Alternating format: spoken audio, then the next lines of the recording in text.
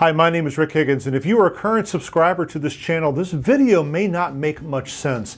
But as I was working on some scripts, I realized that I had an opportunity to create a video for people who had or are having Guillain-Barré Syndrome. Now, I know this is out of niche, and it's probably not a video for you, but if you found this, that means you are probably going through GBS, or someone in your family or a friend is, and I'm here how to tell you how to survive it. Okay, the format of this video is actually pretty simple. I've got, 8, 9, 10 different areas. You'll see a chapters list. You can jump back and forward as much as you want. I'm going to try to cover everything in chronological order as far as I went through it. And, well, let me start with some of my experiences, just so you know I know what I'm talking about. I've had Guillain-Barré twice. So I kind of know what I'm talking about, and I kind of know what you are about to be going through or are going through now. So let's get on with what Guillain-Barré syndrome is at a really high level. Now, what I understand is that it is an autoimmune response that basically your body needs to attack something, so it attacks the sheathing of your nerve cells. Now, much like an electrical wire, if you strip the rubber part off and you just leave the metal, it's not going to work very well. You need the sheathing for signals. So your brain says, move your fingers, move your toes, and the signal doesn't get all the way down there. It is a progressive disease, meaning it starts at your extremities. The farther distance the nerve has to go, the signal just gets washed out. It progresses up through your extremities, through your arms, into your core. For me, both times they stopped the progression before it got so bad that I had to be put on a ventilator. But it was so bad both times that I had to spend multiple weeks in the hospital and up to a year of recovery because I had lost all mobility in my arms and legs. Now, as far as what triggers it, now I can tell you my dates were, the last time I had this was about 12 years ago, maybe a little more, and it was 10 years before that.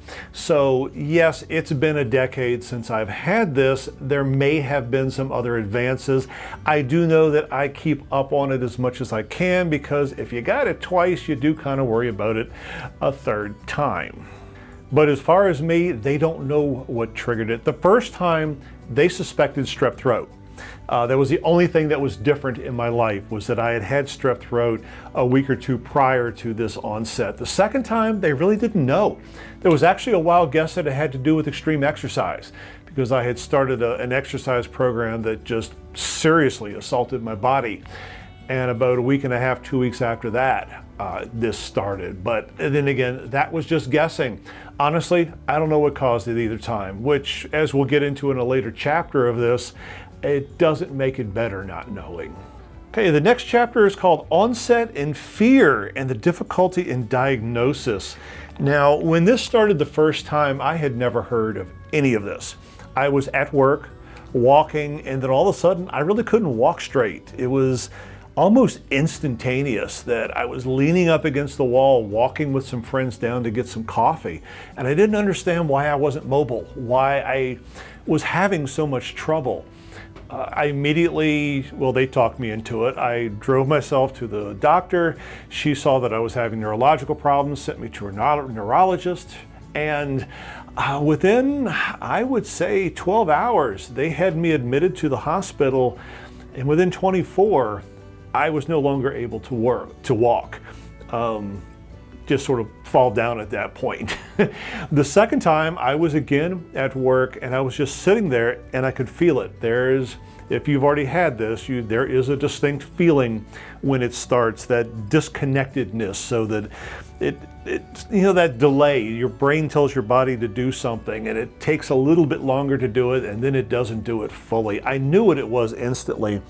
I actually had to convince the hospital that's what I was having, because I knew what it was, and they had to check me for everything else. So I don't know what your experience has been like, but there is no, this is what you have.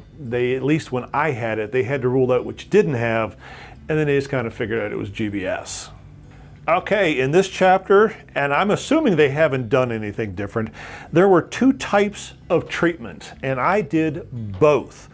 The first time it is, oh, what is it? It's not immunoglobulin, it's not gamma globulin. I think it was immunoglobulin. It's where they overload your body with more antibodies. It is trying to trick your brain, trick your body into going, oh, I guess we've made enough, we can shut it down now. And basically what they did was, and I was in the hospital for a week this time, the first time. They basically came in and every night they hooked me up to a big old bag of this stuff. And yeah, it's not comfortable. It feels like, well, it doesn't feel good going in. I blew several veins. And they just basically spend a week or so just trying to overload your body with antibodies. Now, that seemed to work the first time. I was out of the hospital in a week. The second time they did, and I'm doing a horrible job of this, it's basically when they flush your blood. So they hook a line up here and they hook a line up here, and every other single day they pull all of your blood out, clean it, flush it, put it back in. After a few days, they actually put a primary line into my neck so that they could just hook me into that. My second hospitalization was 2 times. Now, the reason I'm being a little vague here is this is doctor territory. This is whatever your specific treatment is and how it works and what it does. Ask your doctor. Ask all the medical staff for the details. I'm not qualified to tell you exactly how it works or which one is better for you. I can't even remember the names of them, obviously, but I do want you to know that I have tried both. As far as recovery time, they both kind of seem the same to me. My docs also said, flip a coin. We're going to try this one. And I will tell you, by the way, that my second bout of GBS was about twice as bad as the first time. So, overall recovery the first time was about 6-8 months from start to finish. Second time was well over a year. And I was much more seriously paralyzed and unable to move. So there are 2 types of treatment. Talk to your doctor to find out which one is best for you. The mindset during hospitalization: fear, uncertainty, physical difficulties, pooping, eating, and scratching. This is the one that I actually want to spend some of the most time on. When you're in the hospital and when you are dealing with Guillain-Barré for the first several weeks, you're going to have fear. You're going to have a lot of fear. Your doctor is probably going to tell you that you're going to come back. Most people come back. Most people come back fully. But it is not going to soothe your mind. There is still going to be fear. And there's a problem. There's a complete lack of control. You can't do anything. You can't feed yourself. You can't go to the bathroom and wipe yourself. If you have an itch or you're cold, you can't pull the sheet up or scratch yourself. If you're a man, it's completely emasculating. That's how I felt. But I think no matter what your gender is, you are helpless, absolutely helpless. If you need something or if there's an emergency and there's no one there to help you, you know that you are completely screwed because you can't get up, you can't walk out, you can't do much of anything. So there is that mindset. I will tell you that some of it is warranted, some of it is not. You do need to lean on the hospital staff. You do need to lean on family and friends, especially once you start getting home. As things improve, your mindset is, I'm going to talk about that in a little bit.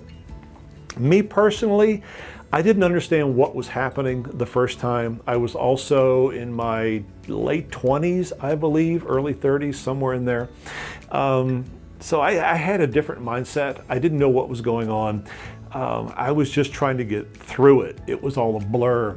The second time I did know, and I kind of tried to make a point of being actively Pollyanna, happy.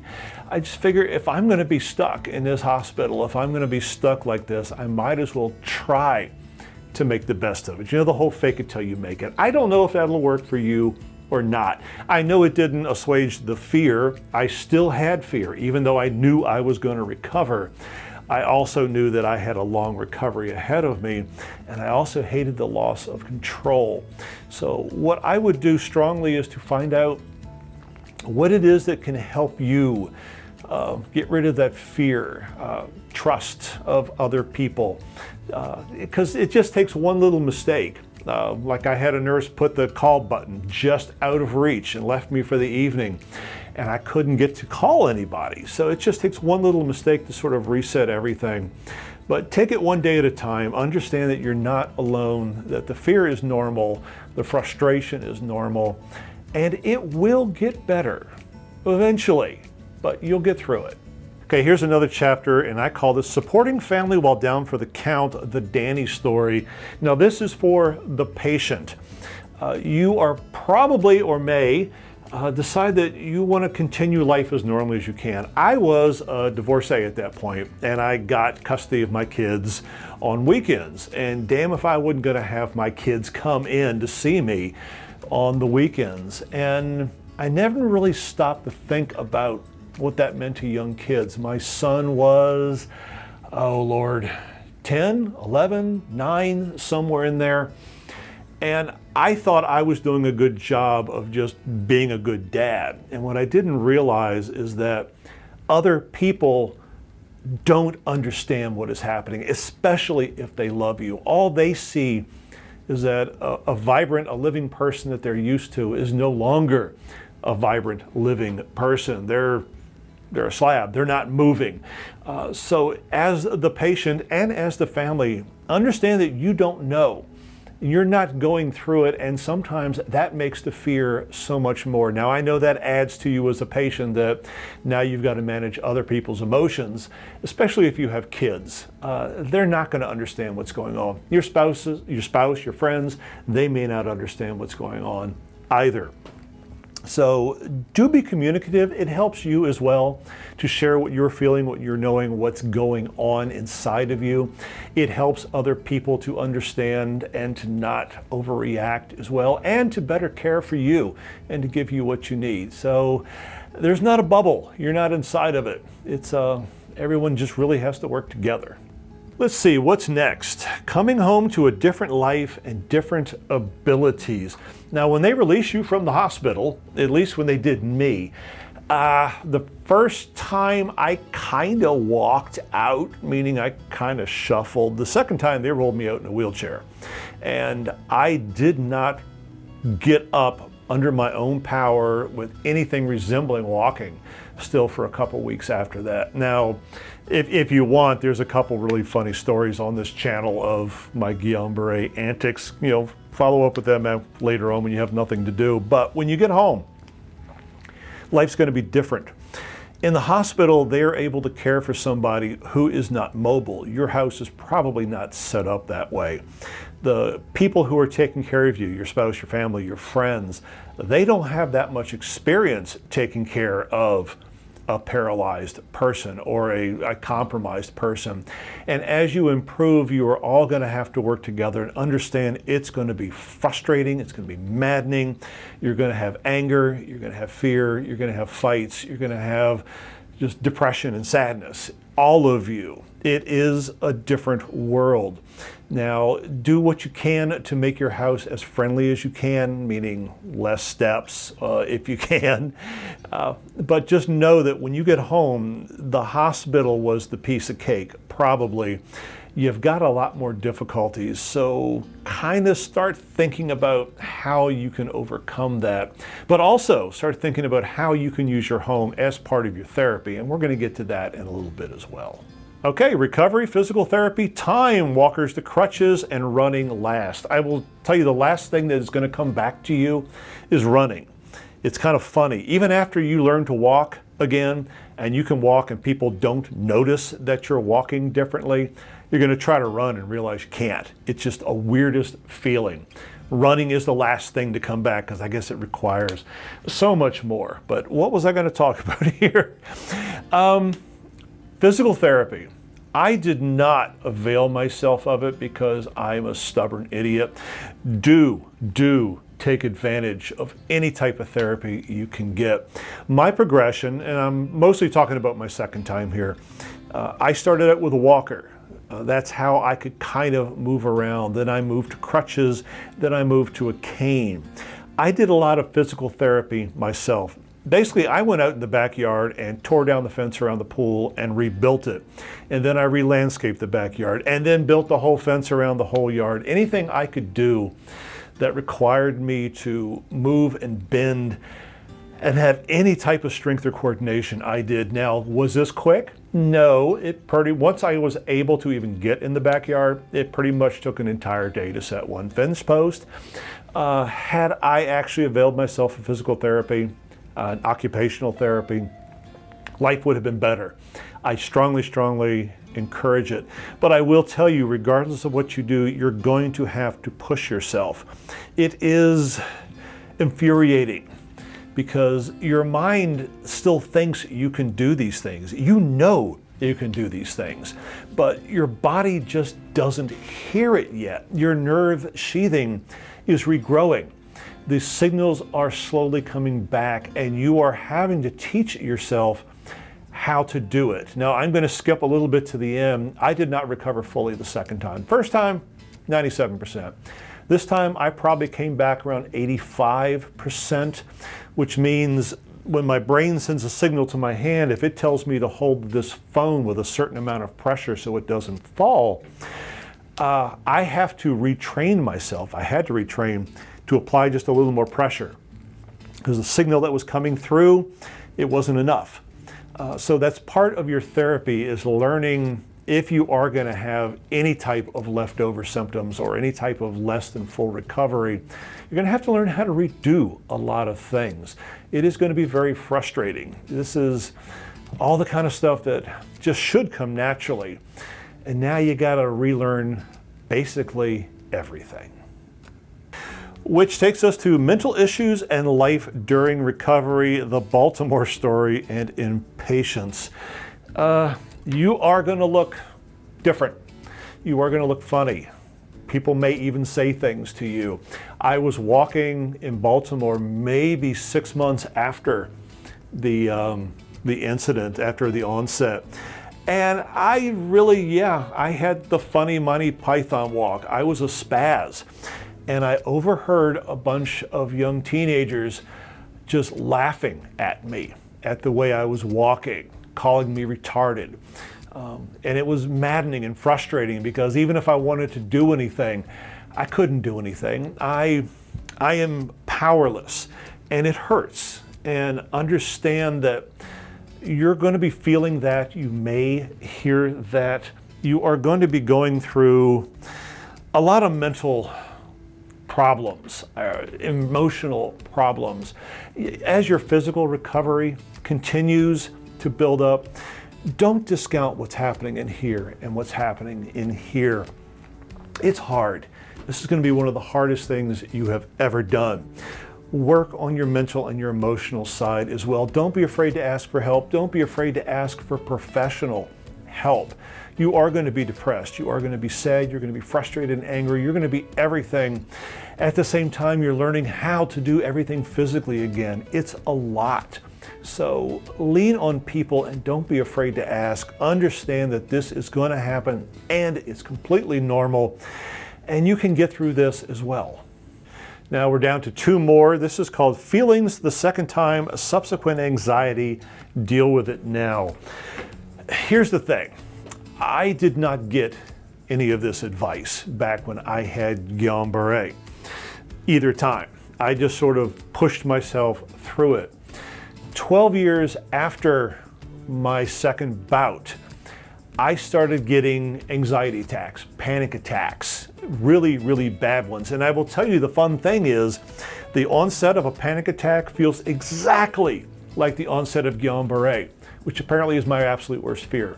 So the reason I am mentioning this is not that you're going to have anxiety a decade afterwards, but you may. You may have lingering emotional and mental issues because of what you're going through. So as I alluded to earlier, what I told you earlier, get help now. Deal with your feelings now. As you are physically recovering, get this working. Get settled with it, because you think you're done. As you start improving, as your body starts getting stronger and better, your mind is still not going along with it. You're like, haha, I can run again, I can walk again, life is fine. Well, life ain't fine because you never learned how to deal with the fear. You never learned how to deal with what you had gone through. Do that now. maybe not now if you're in the middle of this, but during your recovery, please make your mental and emotional side as much of a focus as your physical, and you will thank me later. Last but not least, I just call this the wrap. You're scared, it's normal, you're helpless, and it's everything I've been saying, but I'm gonna say it one more time. Yeah, I used to make the bad joke that I was just a slab of meat laying in a bed. And that's kind of the way you feel. You have so many emotions going on, so many fears, so many questions, so many unknowns. And just push through it as best you can. It's okay to be scared. It's okay to be afraid. It's okay to be helpless. You can't control it. This is not something that you decided to do. This is something that is being done to you. If you are a family member, a friend, anyone who is involved with the person who is having this, understand just how deeply they are feeling this. It's not just a physical disease. And the last thing I want to leave you guys with is, if you have any questions, please reach out to me, rick@rickhiggins.com. I can't really offer much in the way of counseling. I can't really offer much in the way of medical advice, but I can be a shoulder to lean on. If you want to know more about what I went through, or if you just want to tell your story, I would love to chat with you. I'd love to be there for you, because I know what it was like. Not really. I had people in my life to communicate with. I just wouldn't, because, like I say, I was a big, strong, stubborn guy. But I am here for you if you need it. And just know you will get through this. It is something that will pass eventually. Everyone is on their own timeline. Everyone is on their own schedule. I am sorry you and your family are going through this, but you will get through it. I believe in you. And so with that, I end every video. If you're not a subscriber, I end all of my videos with be healthy and be happy. And I still wish that for you. Get healthy and get happy. And we'll talk to you soon.